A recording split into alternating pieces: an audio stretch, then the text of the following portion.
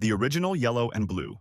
In 1974, Marvel editor-in-chief Roy Thomas wanted a Canadian superhero. He chose the Wolverine as inspiration, a small, vicious animal known for attacking prey 10 times its size. Thomas gave the assignment to writer Len Wein and art director John Romita Sr., asking for a short, fierce character who could fight the Hulk. Romita's original design sketches still exist. They show a compact figure, only 5 feet 5 inches tall according to his own notes, wearing a yellow and blue bodysuit with a full face mask. The mask featured small pointed projections that looked almost like whiskers, evoking the animal's face. Black stripes ran down the torso like claw marks, and most critically, retractable claws emerging from the backs of his hands. The retractable claws were Romita's innovation. He later explained the logic. When I make a design, I want it to be practical and functional. I thought, if a man has claws like that, how does he scratch his nose or tie his shoelaces? The solution was elegant. Make them disappear when not in use. Artist Herb Trimpe penciled Wolverine's first appearance in Incredible Hulk number 180 in October 1974, tracing directly from Romita's design for that single-panel debut. Trimpe later described the collaboration. They sewed the monster together and I shocked it to life. The character was meant to be disposable. A Canadian government agent sent to stop the Hulk, nothing more. But something clicked. When Wolverine joined the X-Men in giant-size X-Men number 1 the following year, artist Dave Cockrum modified the design. The whiskers disappeared. The mask's ear projections grew taller and sharper, extending upward like devil horns. The silhouette became more aggressive, more dangerous. The yellow and blue remained. It would define Wolverine for the next 50 years. The Fang costume. In 1977, Uncanny X-Men number 107 took the team into space during the Phoenix Saga. During battle with the Shi'ar Imperial Guard, Wolverine's costume was shredded. After defeating an alien warrior named Fang, Logan stripped him of his uniform and wore it himself. The Fang costume looked nothing like the original. Brown and yellow-orange replaced yellow and blue. Bones or teeth decorated the collarbone and forearms. The design was savage, more beast than superhero, more predator than teammate. Here's the legend that circulated for decades. Artist Dave Cockrum designed this costume to be intentionally difficult to draw, leaving it as a parting gift for incoming artist John Byrne. Issue number 107 was Cockrum's final issue, and supposedly he wanted to make Byrne's life harder with an overly complicated design. Whether true or not, Byrne immediately reverted Wolverine to yellow and blue. Logan only wore the Fang costume for 2 issues, but the brown color scheme planted a seed. Brown and orange felt more natural for a character named after a brown animal. Both of Logan's children, X-23 and Dakin, would eventually wear variations of this costume. And within 3 years, that brown palette would become Wolverine's most celebrated look, the brown and tan. John Byrne had a problem with the colors. Real Wolverines are brown, not yellow and blue. For years, Byrne asked Marvel's editors if he could redesign the costume to match the actual animal.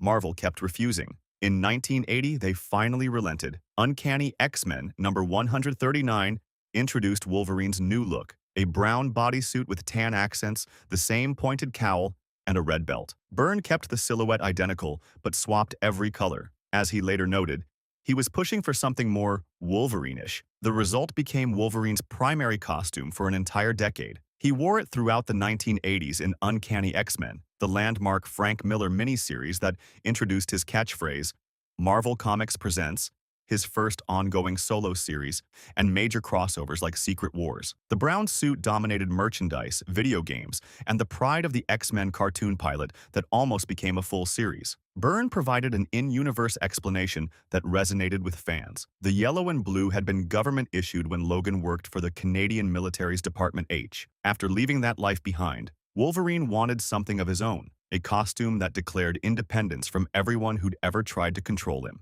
For fans who discovered comics in the 1980s, this was the definitive Wolverine. Not the bright superhero colors of the original, but something earthier and wilder. Something that looked like it belonged in the Canadian wilderness rather than standing alongside the X-Men. The Jim Lee Yellow. By 1991, Wolverine had worn brown and tan for over a decade. After the Extinction Agenda crossover, the X-Men briefly adopted matching team uniforms. When the team returned to individual costumes, Logan initially went back to his familiar brown. Artist Jim Lee had other plans. Lee had grown up reading comics featuring Romita's original yellow and blue Wolverine. To him, that was the real costume. The brown suit was just a detour. In X-Men number 4 in 1991, Lee restored the classic colors but updated everything else for a new era. Lee's version featured sharper lines, more detailed musculature, and a more aggressive aesthetic overall. The mask's ear projections reached their most exaggerated proportions yet. The tiger stripes became bolder and more defined. Everything about the design screamed 1990s intensity. This version became permanently iconic through the 1992 X-Men animated series. For millions of Saturday morning viewers, Jim Lee's Yellow and Blue was their first and only Wolverine. The cartoon ran for 5 seasons and 76 episodes. The costume burned into an entire generation's memory. The change was later explained in Wolverine number 50. Logan reasoned that Yellow and Blue reminded him of his early days with the X-Men, a time when he was learning to be a man rather than an animal. The brown suit represented his solo years, his time as a loner. Returning to Yellow meant reconnecting with the team and reclaiming his own humanity. The Astonishing X-Men suit. By 2004, Bryan Singer's X-Men films had reshaped how people saw superheroes. Black leather had replaced colorful spandex, not just on screen, but in the comics themselves. Grant Morrison's new X-Men run put the team in matching dark costumes that looked nothing like their classic designs. The movies had won. Writer Joss Whedon and artist John Cassaday launched Astonishing X-Men with a deliberate mission: make the X-Men look like superheroes again. Whedon was direct about his intentions in interviews. Everyone wants to see Wolverine the tough guy in a yellow outfit. Cassaday's redesign streamlined everything. The mask featured smaller ears, closer to Romita's 1974 original than Lee's exaggerated version. The blue briefs that had been part of the costume for decades disappeared in favor of a cleaner, full-body suit. Shoulder pads shrank. The whole design felt modern and cinematic without abandoning what made the classic work. This costume became Wolverine's default look for years. And when Hugh Jackman finally wore a comics-accurate yellow suit in Deadpool and Wolverine, after 24 years and 10 films in black leather, the design was based directly on Cassaday's version. Cast and crew on set reportedly cried when Jackman walked out in the full costume for the first time. The X-Force suit.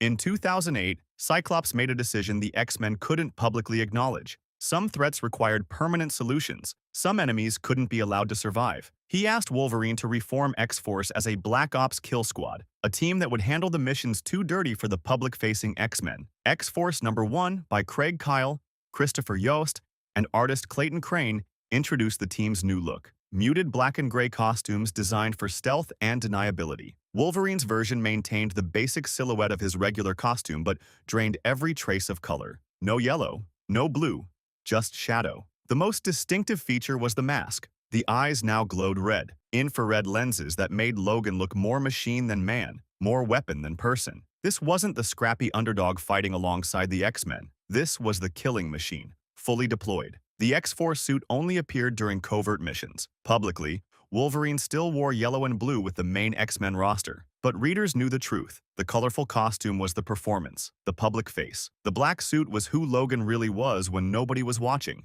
and when bodies needed to disappear.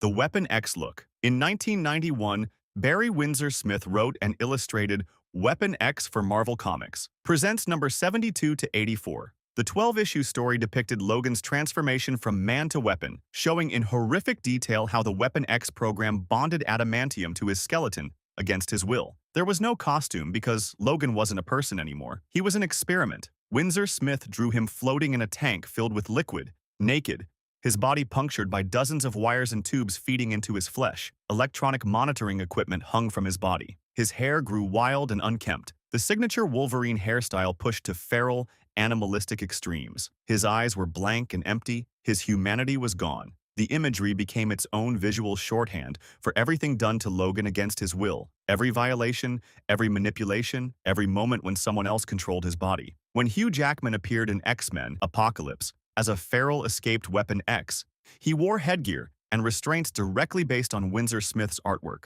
No dialogue required. The image communicates everything. Video games consistently include the Weapon X tank. Look as an unlockable skin. Action figures recreate it. It's arguably more recognizable than any actual costume Logan has ever worn. Proof that sometimes the absence of a suit tells a more powerful story than any design could. The black leather. When Bryan Singer launched the X-Men films in 2000, he made a deliberate choice. No yellow spandex. The X-Men would wear matching black leather uniforms, functional, grounded, and nothing like the colorful costumes fans had grown up with. Singer wanted the films taken seriously. Bright yellow and blue wouldn't survive on screen. The black leather suit became Wolverine's default for 17 years across 7 films. It was sleek, militaristic, and matched the team aesthetic Singer established. There's even a meta-joke acknowledging the change. Cyclops sarcastically asks if Wolverine would prefer yellow spandex. Logan dismisses the idea entirely. The design worked for what Singer was building. It grounded the X-Men in a world that felt plausible, but something was lost. Wolverine's individuality disappeared into team uniformity. The feral, animalistic quality of the comics costume, the pointed ears, the tiger stripes, the aggressive silhouette, was replaced by something sleek and corporate. Fans noticed. For nearly 2 decades, every film announcement sparked the same question. Would this finally be the movie where Wolverine wore yellow? The closest anyone got was a deleted scene from The Wolverine in 2013. Yukio presents Logan with a yellow and brown costume in a briefcase. The camera lingers on it. Fans held their breath. He never opened it, at least not on screen. The black leather served its purpose. It helped legitimize superhero films for mainstream audiences, but it also represented everything the comics Wolverine wasn't: restrained, uniform, and team-oriented.